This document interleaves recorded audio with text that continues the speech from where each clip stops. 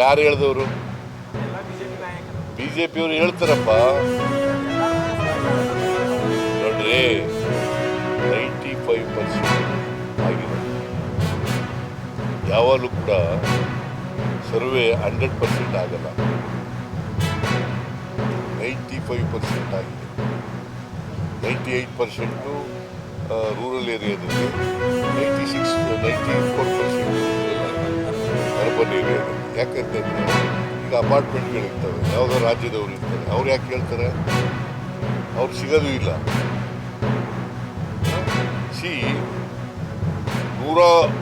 1,60,60,000 ಜನ ಈ ಇದರಲ್ಲಿ ಸರ್ವೆನಲ್ಲಿ ಇರೋರು.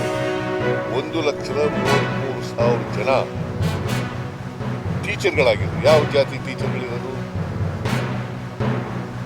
ಟೀಚರ್ಗಳಲ್ಲಿ ಜಾಸ್ತಿ ಯಾರಪ್ಪ ಇರೋದು? ಹೆಚ್ಚಾಗಿರೋದು ಯಾರ್ರೀ?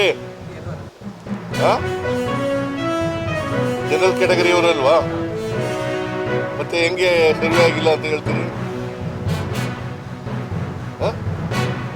ಸರ್ವೆ ಆಗಿಲ್ಲ, ಸರಿಯಾಗಿ ಆಗಿಲ್ಲ, ವೈಜ್ಞಾನಿಕವಾಗಿ ಆಗಿಲ್ಲ, ಹೆಂಗಪ್ಪ? ಜಾತಿ ಗಣತಿ ನಮ್ಮ ಪಕ್ಷದ ಪ್ರಣಾಳಿಕೆಯಲ್ಲಿ ಜಾತಿ ಗಣತಿ ಆಗದೆ ನಿಮ್ಮ ಮನೆ ಕುಟುಂಬ ಇದೆ ಅಂತ, ನಿಮ್ಮ ಕುಟುಂಬದಲ್ಲಿ ಆರ್ಥಿಕವಾಗಿ, ಸಾಮಾಜಿಕವಾಗಿ, ರಾಜಕೀಯವಾಗಿ ಏನಾಗಿದೆ ಅಂತ ಗೊತ್ತಾಗಬೇಕು ಬೇಡ?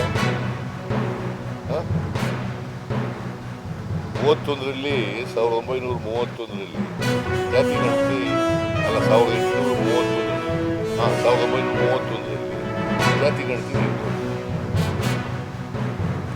ಸ್ವಾತಂತ್ರ್ಯ ಬಂದ ಮೇಲೆ ಆಗಲಿಲ್ಲ. ಕೋರ್ಟ್ನಲ್ಲಿ, ಹೈಕೋರ್ಟ್ನಲ್ಲಿ, ಸುಪ್ರೀಂ ಕೋರ್ಟ್ನಲ್ಲಿ ನಿಮ್ಮ ಹತ್ರ ಏನಿದೆ ದಾಖಲಾತಿ, ಎಂಪಿರಿಕಲ್ ಡಾಟಾ ಇರಲಿಕ್ಕೆ ಏನಿದೆ ಅಂತ ಕೇಳ್ತಾ ಇದ್ದಾರೆ. ಅನೇಕ ಹೈಕೋರ್ಟ್ಗಳಲ್ಲಿ, ಮಂಡಲ್ ಕಮಿಷನ್ ವರದಿನಲ್ಲೂ ಕೇಳಿದ್ರು. ಅದಕ್ಕೆ ಜಾತಿ ಗಣತಿ ಮಾಡಬೇಕು.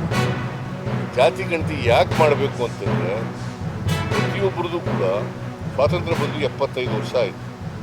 ಈಗ ನೀನು ಈ ಸ್ವಾತಂತ್ರ್ಯ ಬಂದಾಗ ನಿಮ್ಮ ಮನೆ ಕುಟುಂಬ ಹೆಂಗಿತ್ತು, ಈಗ ಹೆಂಗಾಗಿದೆಯಾ, ಮುಂದೇನಾಗ್ತೀಯಾ ಅಂತ ಗೊತ್ತಾಗಬೇಕು ಬೇಡ?